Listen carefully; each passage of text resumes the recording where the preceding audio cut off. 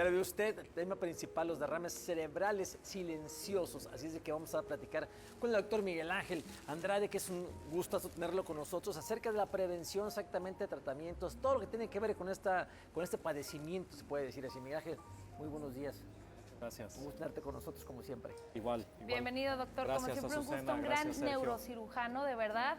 Y quién mejor que él para que nos saque de la duda de qué es eso de un derrame cerebral, ya lo hemos oído, pero silencioso. O sea, hay derrames cerebrales silenciosos. Claro. Esto suena más peligroso. Claro. Así como que eleva el grado, ¿verdad? Sí, claro. Bien. Muchas gracias por la invitación nuevamente. Es tu casa, muy doc. importante recordar que derrame cerebral es hemorragia cerebral, sangre en el cerebro, y forma parte del espectro de la enfermedad vascular cerebral. La enfermedad vascular cerebral incluye los infartos y las hemorragias, es decir, la famosa embolia y el famoso derrame, Ok. como normalmente se pueden conocer a todos ustedes que nos ven allá en casa. Esto es importante definirlo en relación a la estadística. Es más frecuente un infarto o una embolia que una hemorragia o un sangrado o un derrame cerebral. Aproximadamente el 80% de los casos corresponde a infarto, el 20% a hemorragia. Y algún porcentaje menor, entre un 5 a 10% en ambos, va a corresponder a lo que se le llama una enfermedad vascular cerebral silente o silenciosa, o Sí. que quiere decir que no da síntomas. De inicio yo como paciente puedo decir, pues me dio un infarto, yo no me di cuenta, pues no es tan delicado. Sin embargo, sí es una situación que a veces se diagnostica cuando hacemos estudios por alguna otra causa y nos damos cuenta que hubo un infarto o hubo una hemorragia y que no ocasionó síntomas. Particularmente el infarto cerebral, la embolia, es la que más comúnmente nos puede manifestarse en un estudio de imagen, una resonancia, una tomografía, y no nos da síntomas clínicamente. Los síntomas habituales, recordarles allá en casa, anormales neurológicos, de que algo está mal de una enfermedad vascular cerebral, sea derrame o sea embolia. Es decir, que hay alguna simetría en nuestro cuerpo, desde el punto de vista neurológico le llamamos focalización neurológica. ¿Qué quiere decir eso? Pues caminamos derechitos, no, hay una simetría, nos vamos de lado. Movemos nuestras manos, hay una simetría, solo podemos mover una, se quedó paralizada una. Nuestra expresión facial la tenemos simétrica, hay una simetría, se desvía la parte de la comisura labial, el ojo hacia un lado, etc. Entonces, ante un signo de alarma de alguna simetría, y el segundo factor es que se presentó de forma súbita, de un momento a otro, es decir, que no fue progresivo. Eso es lo característico de la enfermedad vascular cerebral, tanto el infarto o la hemorragia, tanto la embolia o el derrame cerebral. En algunas ocasiones, como bien se menciona, es silente, no da síntomas y lo detectamos por otra causa. O a veces pueden ser síntomas menores. Me dio como que se me quiso desviar la cara y luego ya mejoré, ya me sentí bien, pues así le sigo. Me dio debilidad de una mano y no la podía mover, pero duró una hora y luego, otra vez recuperé y ya le sigo. No, eso es indicativo que nos tenemos que atender de forma oportuna. Recordar que hay una máxima en la parte neurológica, tiempo es cerebro, por eso tenemos que acudir a los servicios de urgencias, llamar 911, acudir a atención, a consulta y demás, de forma oportuna para prevenir que no nos pase esto. Aproximadamente de los infartos cerebrales se pueden presentar de forma silente hasta en un 50% después de los 85 años, es decir, pacientes que presentan factores de riesgo cardiovascular, que los mencionamos para que los conozcan nuevamente, los principales, presión alta, el tema de azúcar, colesterol, triglicéridos, la parte de sobrepeso, obesidad, fumar, alcohol, inactividad física, una dieta inadecuada, todo eso nos puede condicionar a que podamos tener un factor de riesgo cardiovascular. Y no solamente el cerebro, también la parte del corazón.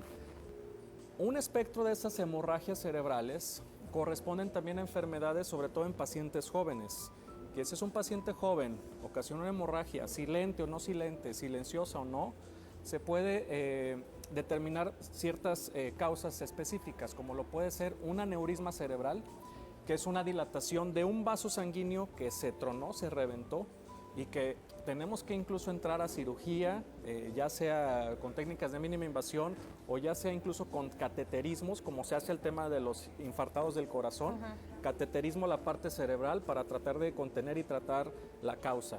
o también otras condiciones como son malformaciones arteriovenosas o angiomas cavernosos, que son ya subtipos específicos de vasos malformados. Sabemos que si bien hay factores de riesgo que no son modificables, como por ejemplo el sexo, la edad o factores ya familiares, antecedentes genéticos, hereditarios, pues eso no los podemos modificar, pero todos los demás que mencionamos sí. Si ya nos diagnosticaron con presión alta, con azúcar, con colesterol triglicéridos, estamos un poquito pasados de peso, fumamos, tomamos, pues eso ya está en responsabilidad de cada uno de nosotros como paciente de controlar las enfermedades y retirar las sustancias, particularmente tabaco, alcohol, que también nos pueden condicionar a una recaída.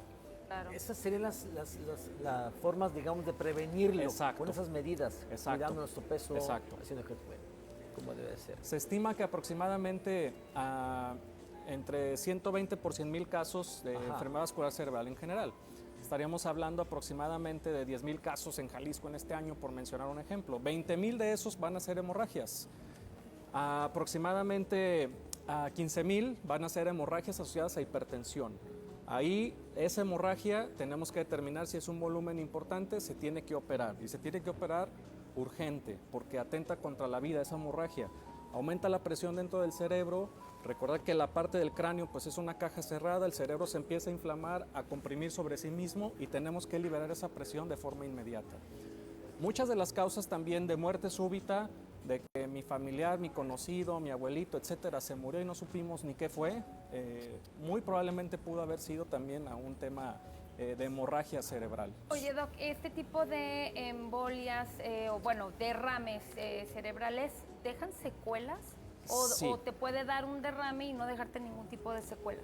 Muy buena pregunta, Azucena. En la mayoría de las ocasiones sí puede dejar alguna secuela. En el mejor de los casos, alguna secuela menor. Okay. Y en algunos casos silentes, que podemos decir un infarto, una hemorragia silenciosa, no nos dio alguna manifestación, pero sí ya cuando hacemos el abordaje diagnóstico y de manejo con pruebas neuropsicológicas, determinamos que a lo mejor el paciente en su vida cotidiana no le repercute, pero a lo mejor en alguna tarea en específica, movilidad, destreza, tacto fino, en algún tipo de suma, resta, etcétera, sí hay alguna repercusión. Entonces, tampoco son tan silentes o tan que no ocasionen síntomas, pues la mayoría puede dejar algún tipo de secuela. Y recordar, la enfermedad vascular cerebral en general es de las principales causas de discapacidad a nivel mundial. Y es sobre todo complicado, pesado para el paciente, pues imagínense que no se pueda mover, que no pueda hablar, que no pueda comunicarme, estar postrado, silla de ruedas, etcétera, y sobre todo también para el entorno familiar, ¿no? Que también es un aspecto muy importante del síndrome del cuidador. Sí, claro. Empiezan a llegar preguntas ya del público, obviamente están todos interesados en saber más de este padecimiento. Y sí he tenido muy frecuentes dolores de cabeza, en la parte de las sienes como tipo migraña y me duele. Los ojos también. Me ha dolido también la nuca. ¿Eso puede ser alarma de derrame? Bien, si bien sabemos hay ciertos red flags o signos de alarma que podemos determinar cuando hay una enfermedad vascular cerebral, que eso es sí o sí es lo preferible acudir a atención médica. Sí. Dolores de cabeza muy intensos y sobre todo en un contexto, yo padezco dolores de cabeza, soy migrañoso, lo comentábamos hace un momento, Azucena. Relacionado a eso, bueno, ya nos conocemos esos dolores de cabeza, pero si se presenta algún dolor de cabeza más intenso, atípico, inusual, con síntomas neurológicos diferente al que normalmente tenemos padeciendo años, es importante mejor acudir a nueva revisión. ¿Por qué? Porque precisamente tenemos que descartar que no se trate de alguna enfermedad vascular cerebral, sea silenciosa o no silenciosa. Sí, claro. Y en este caso en particular también, si hay náuseas, vómitos, si es progresivo o, lo más importante, insistir. Si hay alguna simetría, dolor de cabeza, pero con alguna simetría de nuestro cuerpo, vista doble, se cayó un párpado, se cayó una mano, la pierna, debilidad, problemas para hablar, eso no es normal. Hay que acudir a atención médica oportuna para atendernos y revisarnos. Y hay terapia específica en ocasiones, disponemos del tiempo. En ocasiones las primeras 4 horas y media para un medicamento A, las 6 horas primeras para un medicamento B, o a veces las primeras 24 horas para un procedimiento de cateterismo cerebral Por eso es importante acudir a Los atención primeros de forma síntomas. oportuna. Por acá te preguntan, doctor, mi nieto de 4 añitos nació prematuro de 36.5 semanas. Cuando lo entregaron, estuve en incubadora 20 días, lo puse después boca abajo, él se sentía a gusto, pero al levantarlo boca arriba empezó a convulsionar. Ahorita mi nieto tiene una discapacidad por un derrame cerebral. No sé si fue porque lo puse boca abajo y de repente lo levanté, me siento angustiada y culpable, y ahorita padece de miplastia derecha, no mueve el brazo derecho ni la pierna derecha. ¿Qué puedo hacer? Bien, hay una secuela neurológica. Aspectos importantes, no fue por la cuestión de voltearlo, Para que no se sienta quede culpable. tranquila de eso y no culpable de esa parte.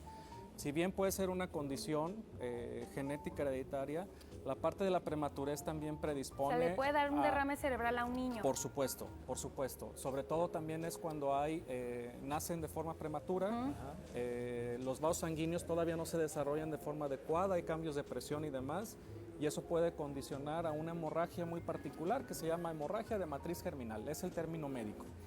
Específicamente esa, si bien ahorita ya está en casa y demás, lo más importante aquí es enfocarnos en el otro punto importante de la enfermedad vascular cerebral, la rehabilitación. Porque los síntomas neurológicos no es algo que vamos a mejorar con medicamentos. Es decir, los medicamentos nos van a ayudar a prevenir que no pase nuevamente. Pero en caso particular, la rehabilitación va a ser muy importante. Los bebés, particularmente lactantes, tienen la ventaja de algo que se llama neuroplasticidad. Okay. ¿Qué quiere decir eso? Que si bien ahorita tiene un déficit neurológico, una pérdida de la movilidad, como lo menciona, de En una parte de brazo y su cuerpo, pierna. en ellos la estimulación temprana, la parte de la rehabilitación, nos ayuda para esa neuroplasticidad. ¿Qué quiere decir? Que cerebro que no se afectó empiece a tomar las funciones del cerebro que se afectó y con eso empezar a recuperar de forma paulatina. Y esto lo vemos conforme vemos la evolución de los bebés, de los niños, que mejoran muy importante y a veces prácticamente secuelas mínimas. Perfecto. Dice por acá María, tiene 67 años y te dice, sin darme cuenta empecé a escribir distorsionadamente, tenía fuerte dolor de cabeza, ¿puede ser hemorragia? Si ya nos afectó la parte motora y tuve dolor de cabeza, pero estoy viendo que hay una asimetría, yo escribía bien y luego ya empecé a escribir mal, sí es indicativo de mejor acudir a atendernos.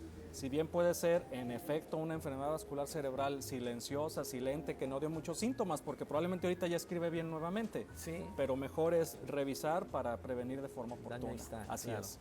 Buenos días, mi hija tiene 17 años, tiene más de un mes que le duele muchísimo la cabeza, se marea y le dan muchas náuseas. ¿Cómo sé si esto puede ser un síntoma para un derrame? Bien, hay dolor de cabeza solamente, puede ser repetitivo también, el tema hormonal también juega un factor importante, particularmente en las mujeres, el tema de la menstruación, se le llama cefalea catamenial, esa que se puede presentar asociada al periodo de regla o de menstruación. Si está fuera de ese contexto, son síntomas repetitivos, progresivos, van en aumento e insisto, se presenta con otros datos neurológicos, como este que nos mencionaban previamente de problemas para escribir, no salen las palabras, tengo debilidad, se me entume, no siento una mano, una pierna, acudir a atención médica. Si no hemos tenido el abordaje diagnóstico en un dolor de cabeza, pues es mejor también atendernos, porque en ocasiones, digo también, afortunadamente es un porcentaje menor, pero también nos llevamos sorpresas, que diagnosticamos de forma incidental, que a veces tienen relación o no tienen relación, un dolor de cabeza, hacemos estudios, el paciente está muy bien, hacemos estudios de forma preventiva y resulta que encontramos un tumor cerebral y hay que atender, hay que operar, pero bueno, se hizo de forma oportuna y esos pacientes, entre más temprano acudan, es buen pronóstico. Así es. Dice por acá la señora Reynoso, mi marido tiene 62 años, en el 2019 le dio una embolia, poco a poco se ha ido recuperando. He notado que su capacidad motriz ha ido bajando. Bien, eso podemos llegar también a un punto de fatiga en la parte de la rehabilitación. No desesperarse con esa parte, hay que insistir, hay que seguir. La rehabilitación es fundamental. En ocasiones tenemos que recomendar rehabilitación prácticamente de por vida. Ajá. No quiere decir que vayan a un sitio específico. Casa. De inicio sí va a ser importante, Claro. pero sí en casa también con los fisioterapeutas, con los médicos especialistas en rehabilitación, los ejercicios que específicamente recomienden para cada caso, estarlos haciendo. Vaya, son tareas y es pesado por lo que comentaba también para el tema de los cuidadores, pero es la mejor forma que tenemos para recuperar estas secuelas neurológicas. Bien. Buenos días, ¿puede ser considerado un accidente vascular cerebral en un niño de 5 años que trae ya datos de parálisis facial y con eso uno también la parálisis de Bell es parte de un accidente cerebrovascular que mi esposo le dio y apenas está recuperando? Bien, una parálisis de Bell, una parálisis facial periférica en la cual puede ser alarmante desde el punto de vista neurológico, que nosotros nos vemos al espejo, no podemos cerrar el ojo, no podemos articular bien la expresión facial. Si hay que acudir a atención médica oportuna, sí, es algo muy diferente a enfermedad vascular cerebral, pero ya como especialistas tenemos la obligación de descartar o confirmar si se trata de una parálisis de Bell o una parálisis facial central, periférica, etcétera. Y dar el tratamiento también. Si es una parálisis de Bell, es importante dar medicamentos antiinflamatorios específicos, sobre todo en los primeros 3 días, para tener mejor pronóstico. Si es alguna otra causa de tipo de enfermedad vascular cerebral, bueno, tenemos que determinar la causa también. Dice, buen día, tengo 36 años y hace 3 años me dio parálisis facial. De ahí para acá me da un dolor de cabeza del lado izquierdo, de repente me mareo. ¿Podría estar asociado a un derrame? Podría ser una causa, sin embargo, bueno, si hay una antecedente parálisis, lo más probable es que sea una parálisis de Bell, que no pasó a mayores, ajá, pero si está teniendo estos síntomas nuevos agregados, sí es mejor descartar. Y sobre todo, insisto, si hay factores de riesgo cardiovascular, presión alta, azúcar, triglicéridos, colesterol, sobrepeso, obesidad, tomamos, fumamos, y si no los hay, pues bueno, también acude a atención médica, porque es mejor una parte preventiva.